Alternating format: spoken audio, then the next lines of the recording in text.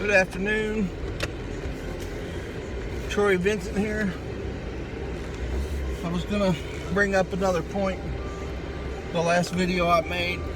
Sorry about the steering wheel blocking the view here.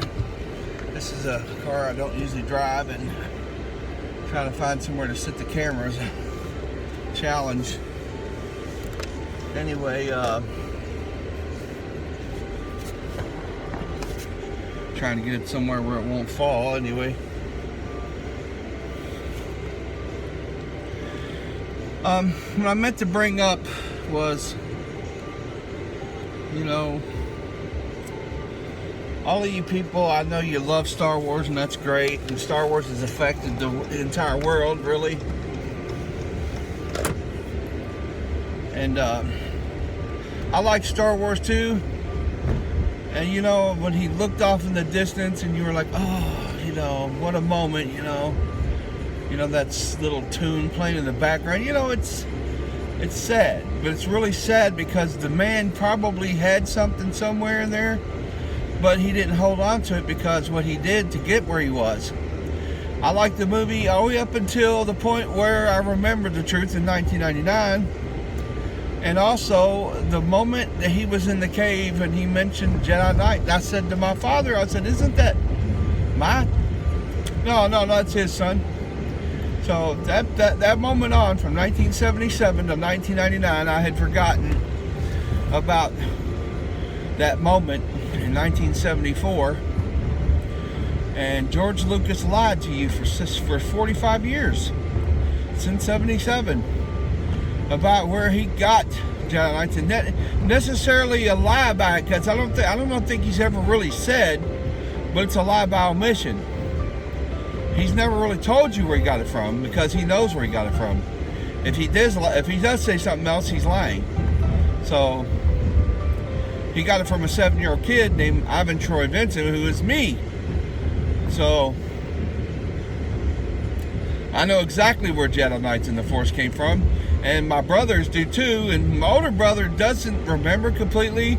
My younger brother does remember, so I do have one witness to this. And there was other kids from our neighborhood. The kids included my brothers, David and Vince, Jack Hamburger himself, George Lucas's cousin, Tara and Kelly Payne, and the girl from across the street who was my best friend for a long time. Her name was Lisa Bell.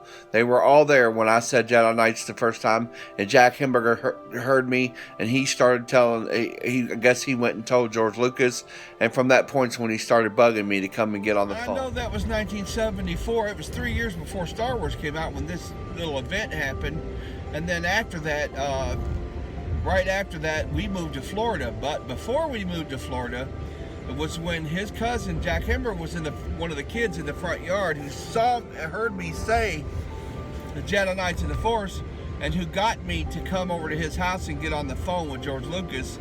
At which point he was trying to pick my brain to see who else knew about it, and he told me he was going to make me rich and famous. So for George Lucas having Jedi Knights and the Force, that's not a crime. What's a crime is how he got it and how he lied about the way he got it, or how he's never told the truth about it. Either way, it's a lie by omission.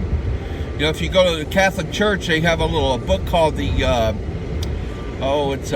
called a catechism. It's a little book, and it talks about telling lies, and lies don't have to necessarily be a lie you told, but it's a lie of omission, and it's a lie of omission by him never telling the truth about it, where he got it from.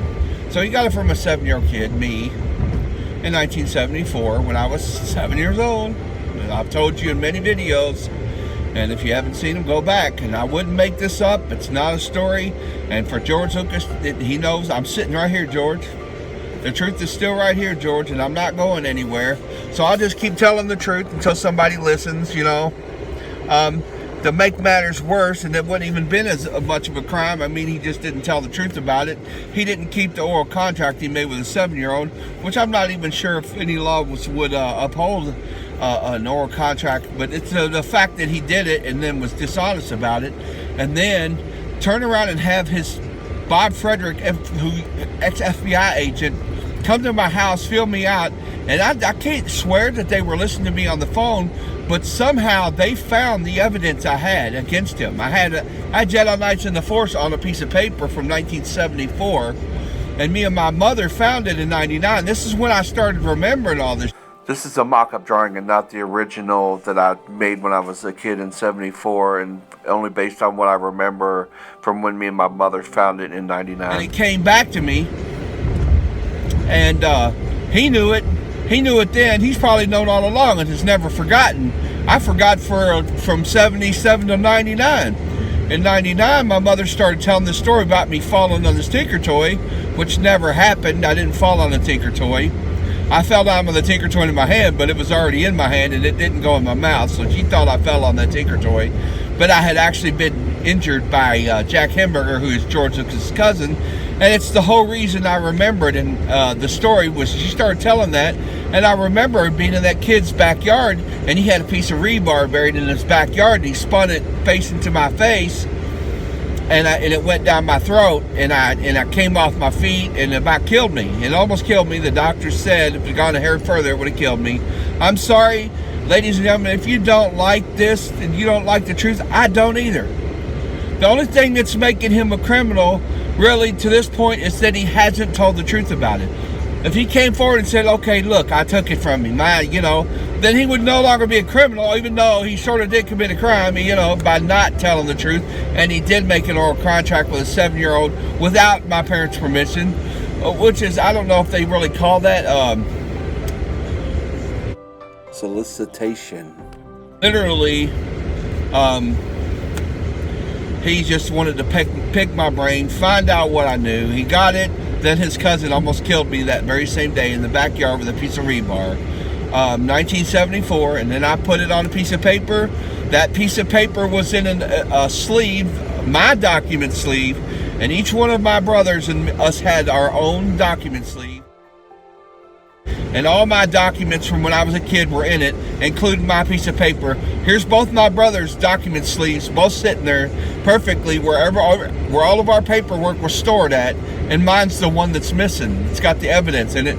And the only way somebody could have knew is if they were possibly tapping my phones and listening, or else someone in my family betrayed me and told them. But see, nobody in my family is rich, or nobody's really well off for me to think that they were either that or they were really stupid and got taken for a lot, gave away gold for a dime, or they sold you know what I'm saying? They didn't know what they had, and they got nothing for what they, basically. And there's only one person that gained anything that could have possibly. And I'm just really hoping that I wasn't betrayed, because the only other answer was one, that they were tapping my phones illegally, which would mean that Bob Frederick, who said he was an ex-FBI agent who worked for George Lucas, and he didn't tell me that at first, the story's in the other videos, is that he lied. They tapped my phones, they knew where the evidence was and they stole it, or someone betrayed me and my family. There's only two answers. That's the only two answers. Somebody got the evidence, though. They got the evidence I had, because it said Jedi Knights in the Force. There was a drawing of a car on the bottom of the paper. Me and my mother pulled it out in 99, so I had it in 99. And then I moved away to Ohio. That paperwork was stored in someone's house somewhere. And I'm not going into that, because then, that would be telling too much. So if somebody ever gets into looking into it. But again, Jack Hamburger was George Lucas' cousin. He got me on the phone with George Lucas. George Lucas stole Jedi Knights in the Force from me on the promise of making me rich and famous. And then they stole the evidence that I did have, because later on I went to Florida and I wrote Jedi Knights in the Force on a piece of paper and drew the picture of the car, and that was stored. And I was smart enough as a kid to do that and then stick it in with my birth certificate and my document sleeve. But now my whole document sleeve is missing, along with my birth certificate, along with my medical records when I was a kid, and we each had a little shot record thing that almost looked like a passport. Anyway, mine's missing. I don't know if it'll ever turn back up, but somebody took it, and somebody betrayed me, or they tapped my phones. There's no other way about it. They found it. because both of my brother's things were still there, and mine's the only one that was missing with the evidence in it. Anyway, kind of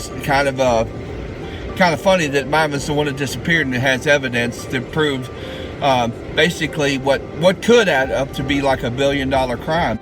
Sorry for the divide there. There was a phone call that came in and split my video. The guy who came to my house when I lived in Bedford, his name was Bob Frederick. He said he worked for the FBI. When he first came to my house, he said he was looking for some lady who was the witness to an accident. It was the lady, he used to live there, and I know because I used to get her mail. So that's how he got into figuring out, but I didn't know he was working for George Lucas at the time. And then I wrote George Lucas several letters, and I was starting to get a little mad because he wouldn't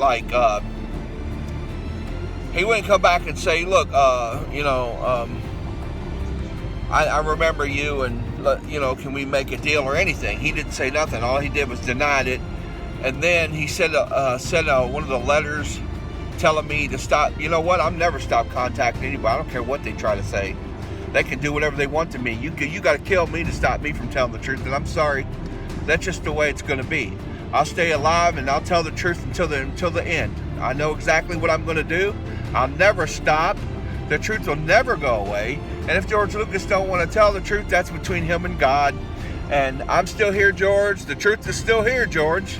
It's not going anywhere. And I hope you think about that somewhere in the future, because you're always going to be, like I said in the last video, you're always going to be a question mark. No matter what anybody says, you would be a good person if you came forward and said, okay, all right, let me admit the truth now.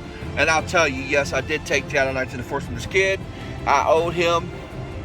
Never, you told me what if you were going to keep the promise you made anyway.